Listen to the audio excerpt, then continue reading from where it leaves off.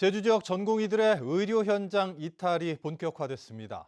곳곳에선 의료 공백 사태가 빚어지기 시작했고, 당장 제주대학교 병원은 수술실을 축소해 운영하기로 했습니다. 김하은 기자입니다. 전공의 집단 휴진 사태가 벌어진 제주대학교 병원. 이 병원 전공의 95명 중 73명은 출근을 하지 않았습니다. 응급실 당직과 수술 보조 등을 맡고 있는 전공의들이 병원을 비운 겁니다.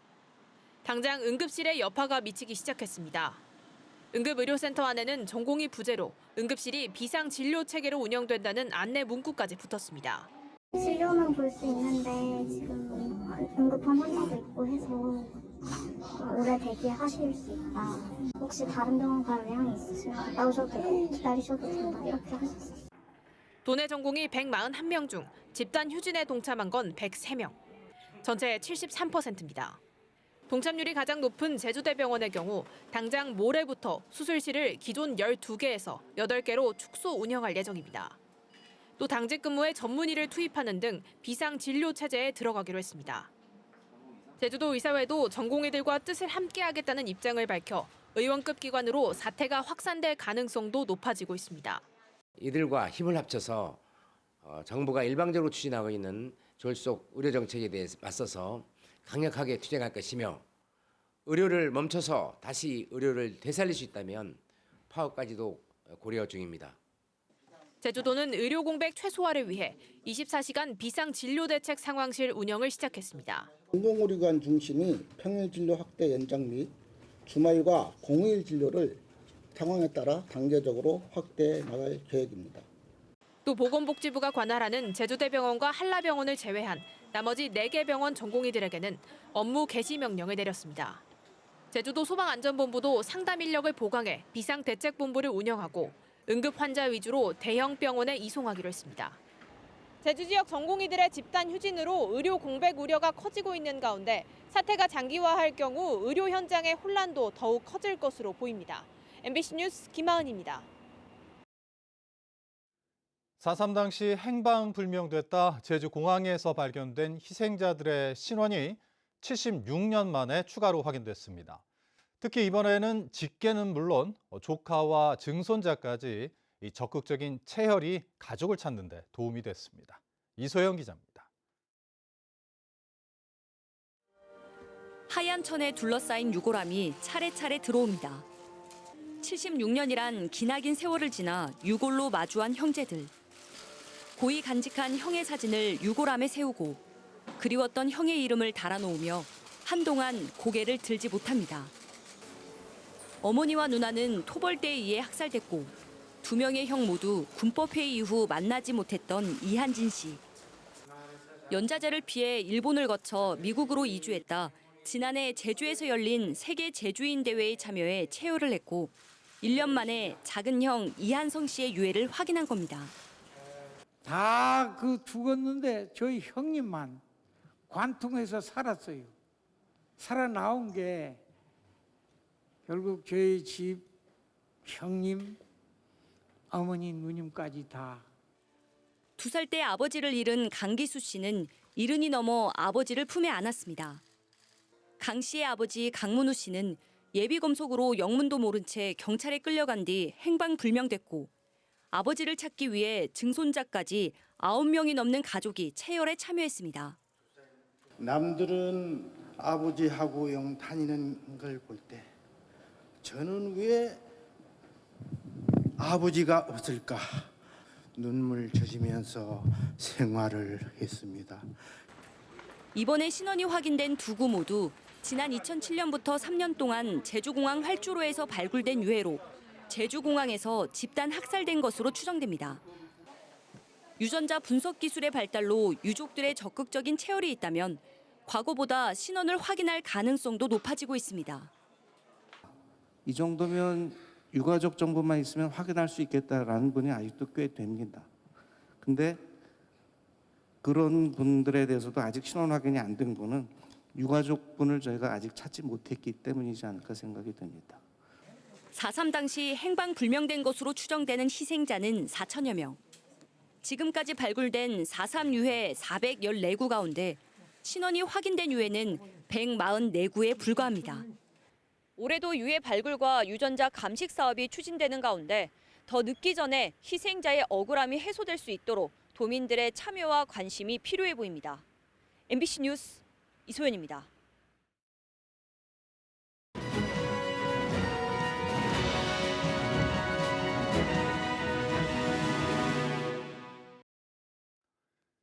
(4월 10일) 총선이 50일 앞으로 다가왔습니다.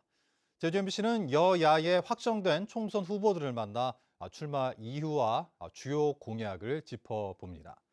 첫 순서로 여야 후보군들 가운데 가장 먼저 공천이 확정된 국민의힘 제주시 을선거구 김승욱 예비후보를 조인호 기자가 만나봤습니다. 여야 후보 가운데 가장 먼저 제주에서 공천을 받으셨습니다.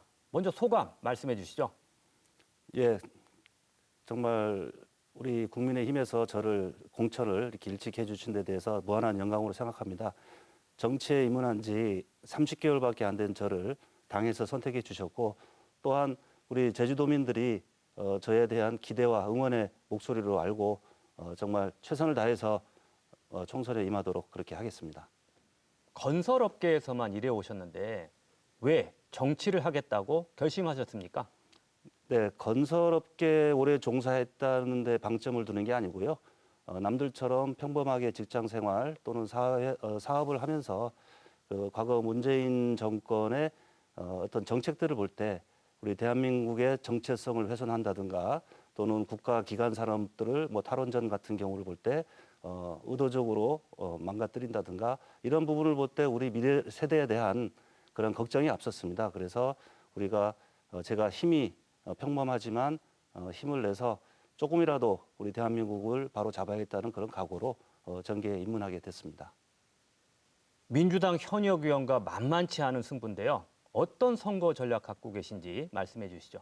예, 지금 민주당 현역 의원이 여러 가지 면에서 훌륭한 분이시죠. 그러나 제가 판단하기에는 제주 밀착형 또 제주를 위한 국회의원으로서의 역할은 많이 부족하지 않나 그렇게 생각하고 있습니다. 그리고 야당이라는 한계가 있고요. 그래서 저는 국민의힘 여당의 후보로서 또 여당의 국회의원이 되면 우리 제주 지역 발전을 위해서 우리 집권 여당의 힘을 충분히 우리 도를 위해서 사용할 수 있다고 그렇게 판단하고 있습니다. 그래서 그러한 전략으로 저의 기존의 지금 현역 국회의원과의 차별화를 통해서 선거를 승리할 수 있도록 그렇게 전략을 세우고 있습니다. 제주시 동부의 신도시 건설 공약하셨는데요. 구체적으로 어떤 내용인가요? 예, 신도시 개념은 지금 우리 제주도의 지역적 상황을 볼 때는 지역 균형 발전이라는 차원에서 보면 제주시 동부권이 여러 가지 의료시설이라든가 문화시설 또 상업시설 이런 부분에서 타 지역에 비해서 굉장히 열악한 상황입니다. 그래서 지금 우리가 만약에 제2공항이 생긴다면 배후 도시로서의 기능, 그다음에 그와 별개로 하더라도 지역 균형 발전 차원에서의 우리 제주시 동부권 주민들의 삶의 질을 개선시킬 수 있는 그런 획기적인 방안이라고 저는 생각하고 있고 반드시 실천하도록 노력하겠습니다. 이번 선거에서 당선되면 어떤 국회의원이 되고 싶은지 각오 말씀해 주시죠.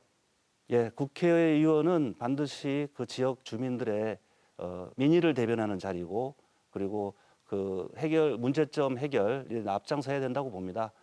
중앙만을 바라보고 중앙의 눈치를 보는 그런 국회의원이 아니라 지역 밀착형 또 지역 맞춤형 우리 제주시를 위한 진정한 일꾼이 되겠습니다.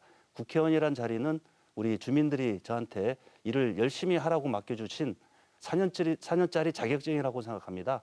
그 자격증을 소중히 마음에 새겨서 정말 발로 실제로 실무적인 실용적인 정책으로서 우리 도민들을 위해서 정말 열심히 뛸 각오로 그렇게 업무를 수행하도록 하겠습니다. 네, 오늘 말씀 고맙습니다. 국민의힘 서귀포시 선거구 국회의원 후보 경선이 오는 23일부터 24일까지 실시됩니다.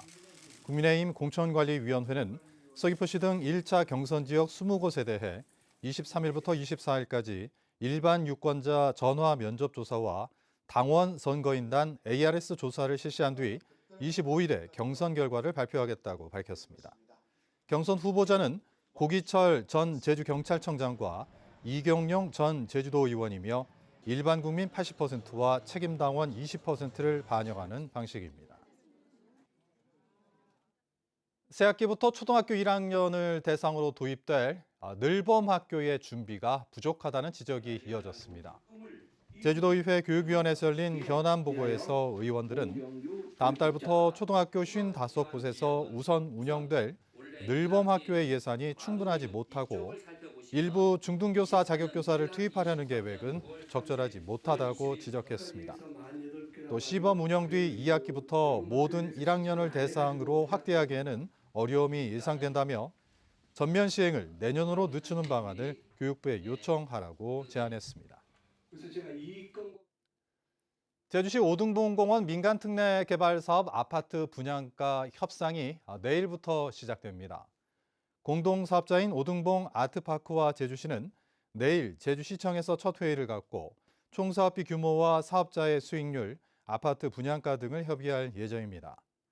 양측은 분양가를 도내 평균 가격인 3.3제곱미터에 2,500만 원 안팎으로 책정하겠다는 입장이지만 사업자 측은 아파트 공사비가 올라 음악당과 도서관 등 공원시설은 축소가 불가피하다는 입장이어서 협상 과정에서 난항이 예상됩니다.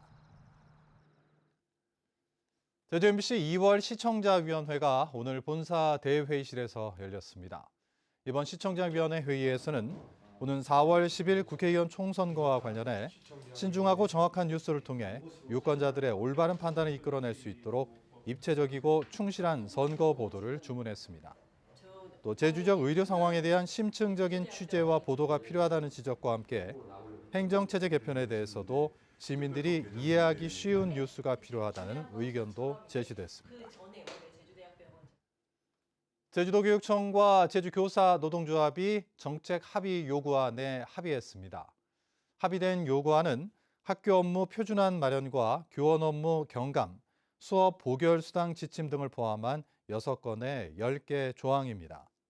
교육청과 제주교사노조는 지난해 9월부터 5차례의 협의를 거쳐 합의를 이끌어냈으며 양측이 정책 협약식에 참석해 합의안에 서명했습니다.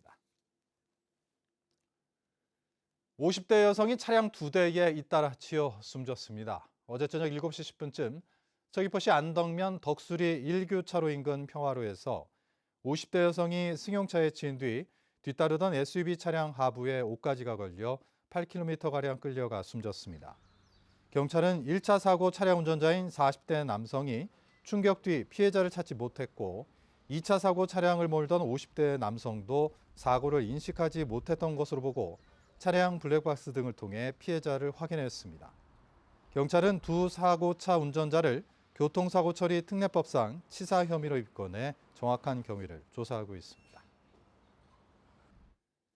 어제 새벽 5시 30분쯤 제주시 구자읍 세와리 한 카페에서 불이 나 20여 분 만에 진화됐습니다. 이 불로 인명피해는 없었지만 카페 주방이 불에 타는 등 소방서 추산 2,200만 원의 재산 피해가 났습니다. 소방당국은 내부 CCTV 등을 토대로 정확한 화재 원인을 조사하고 있습니다. 제주도는 16억 원을 투입해 55곳에 CCTV를 확대 설치한다고 밝혔습니다. 추가로 설치되는 55곳의 CCTV는 CCTV 통합관제센터 관제요원이 24시간 실시간으로 관제해 각종 사건, 사고에 신속하게 대응하고 범죄 예방 등에 활용될 예정입니다. 한편 제주 CCTV 통합관제센터는 지난 2013년 문을 여는 이후 97명의 관제요원이 CCTV 18,400여 대를 24시간 실시간으로 관제하고 있습니다.